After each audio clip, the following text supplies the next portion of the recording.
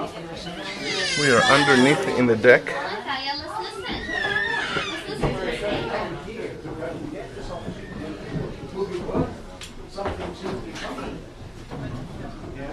See what I'm saying? So snorkelers are going to be finding a release out here from the burden of living at home. It's an opportunity. If I was to offer you all here, $20 million. Wow. Could I inspire you to do this? We have a big focus on what is value in our time. It's money, isn't it? Money buys comfort. 400 years ago. Oh no. Oh, there is the. Just a second, Thalia. That's Look. how you steer it. That's how they steered the ship, right there. Somebody's turning it. Yeah. The ship going. Wow. Is that they thought it was transmitted by the blood, but they also thought that your character was transmitted by the blood as well. Somebody in your line way back then did some magnificent deed for their nation, for their country, for their land. They were uplifted and trustworthy because of it. And so we're entrusted with managing the land. We are not delegates. Because we're all tied up. The gentry in this time period are those who have found, either through their own endeavors or that of their forebears, to be trustworthy. Get it? So they have been granted the responsibility now to be a good husband to it. You look at all of the ancient philosophers, and it has us all here as humans to be husband to the land. Hey, Leo, we're headed up. Now we admire the Native American tremendously because we notice that in there, right? Why? We have it in ourselves. We've just forgotten it. It's ours. It's our birthright. When they came out here, they were coming for the opportunity. The opportunity would initially have been a share in the company, but that share would have been taken back home to buy land, to elevate their status in their community for them, their children, their children's children to come. We need to acquire a good credit score to get the same in our time. Why? Because between then and now, there's risen to dominance the mercantile class. When we sign a mortgage today, there's nothing in it, not one clause that says we have any responsibility at all to the land. Our only responsibility is the repayment of the mortgage. Shame on us, you know what I mean? We've got to get back to the ways that we were. That's what this history is. This is this nation's taproot of history, and that's one of its most key factors.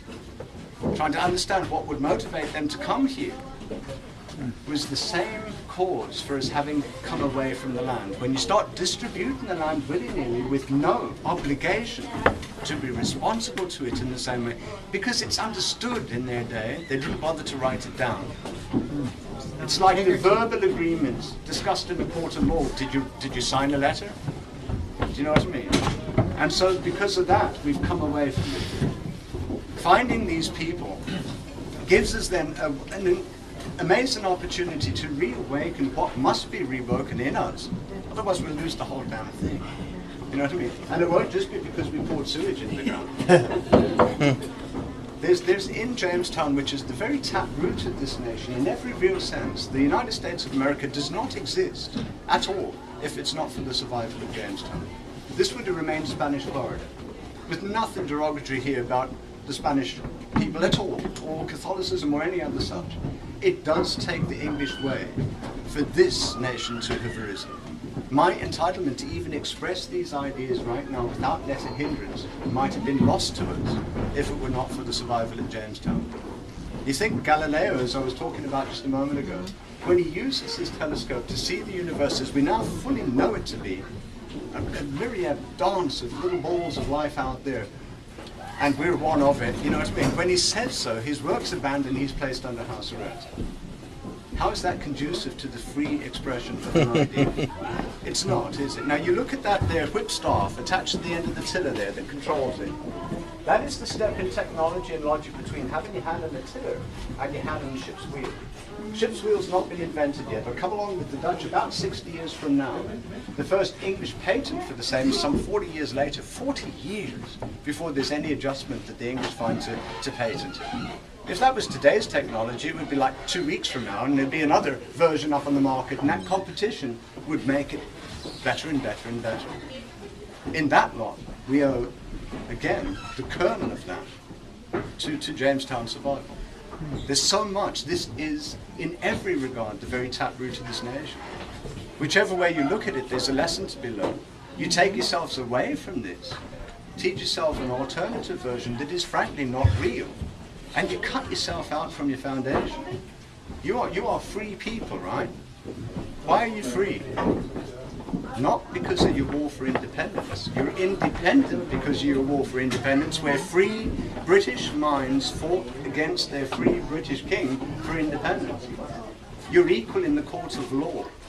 Not because you find laws begun here, but because the Magna Carta in 1215, which establishes that principle, which is also your birthright and your heritage from these three ships coming here. No matter what one's genetic inheritance might be, no matter where you've originated in this nation from, if you're born an American, your truest forefathers, in every real sense, are those on these three ships. And I'm absolutely certain that if America knew them, they'd have statues to some of these people up alongside Washington and Lincoln, because they are true Americans. It's why you are what you are. It's not only what you are, because they are a free people, they've opened the gates of America to all countries. You come here from far and wide.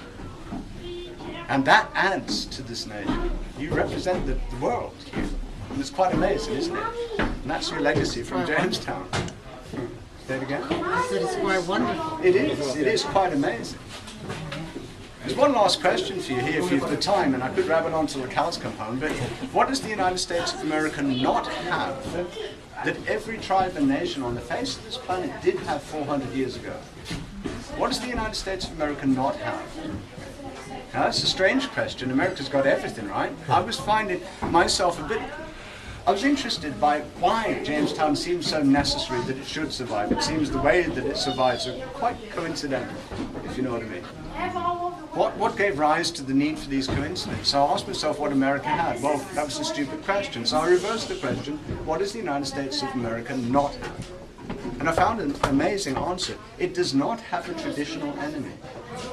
There's no American born with somebody who's born different, who is different, and therefore an enemy. The Canadians aren't an enemy. The Mexicans aren't an enemy. The French or the English or the Dutch or the Japanese or the Chinese or the Germans or anybody, they're not an enemy. Not because they're born that person. We have enemies of ideology, but it's an ideology that is formed by a consensus of minds from this whole planet. Now, how do we get that? It's certainly not what the English came out to find. No. How do we get it? Well, we get it because of this technology of war right here. Now that's surprising, but that's how Jamestown survives, bottom line. 14 to 20,000 Native American wishing to get rid of them. That's how they survive. Well, how does Europe get this and nobody else? It's not because they're more aggressive. If you've been over to Powhatan Village there and you see their tomahawk, that wooden club, it's not for tapping the deer on the ankle to say, hi deer, you know what I mean? It's to wallop a man upside the head to do him in. Same as the metal-tipped assegai in Africa. Wherever you go, people have been fighting with each other from day one. We've been fighting for limited space and limited resources over in Europe to the point that it has obliged the development of technology that has permitted Europe to reach out and dominate the planet for a while. Bring some order to the score, perhaps. But here, it gives us an opportunity to learn to live without it. And that's not been recognized. You see, again, maybe because Jamestown, as the taproot of this nation, has not been nurtured in the mind and heart and soul of young America for generations. You're born people who know the principle of equality and freedom. It's built into you. It's nurtured in every part of your being. But being the peacemaker isn't necessarily part of what you see what I'm getting at? That's quite intriguing. It's quite intriguing. Just food for thought. Just food for thought. Thank you very much. You are very welcome. Thank you very much. Thank you. Thank you kindly. Yes. Have a nice day.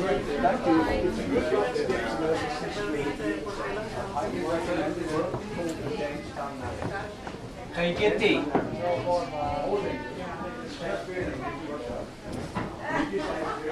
Over here, like in the